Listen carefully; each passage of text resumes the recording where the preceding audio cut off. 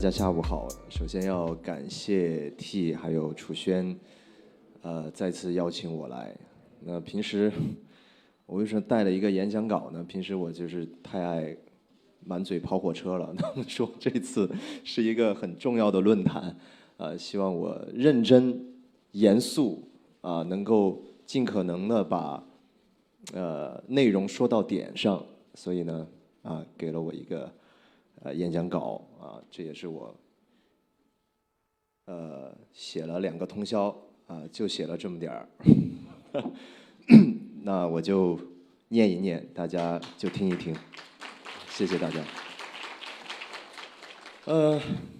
首先很荣幸受到 T 的邀请，再一次作为大使来到我们这个全球风格论坛。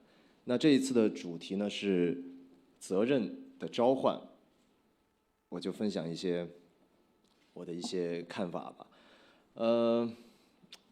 看到这个可持续的这个词，我想到了一段话，这段话是：一切事物都是互有关联的，连接万物的纽带是神圣的，几乎没有一个事物能够独立存在，因为它们联系在一起，有秩序的组成同一个宇宙。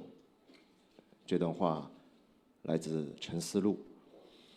那在过去，我们每个人都要懂得去哪里寻找食物，去哪里找到水源、栖息地，而如今我们都需要细心地经营地球家园，使它更易安居。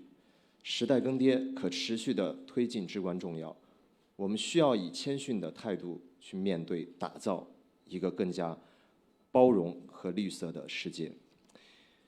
9月的时候，我参加了Prada 在上海的一个春夏时装秀的一个活动，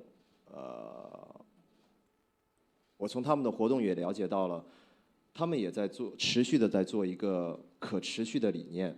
他们把很多秀场的家居还有一些绿植，捐赠给了需要的一些慈善机构，回收利用。我觉得这些都是通过一些品牌、一些媒体去把一个生活的一个概念、生活的一个方式和他们对当下的一个理解去传递给大家，去让大家感受到现在是一个什么样的一个生活的一个潮流。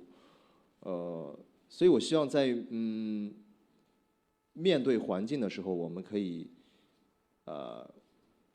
共创可持性。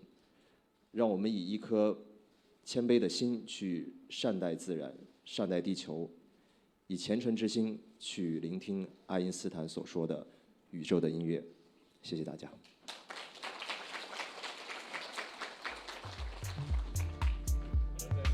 谢谢冯楚轩先生和李迎峰先生的开幕致辞，让大家再次报以掌声，感谢2位，谢谢。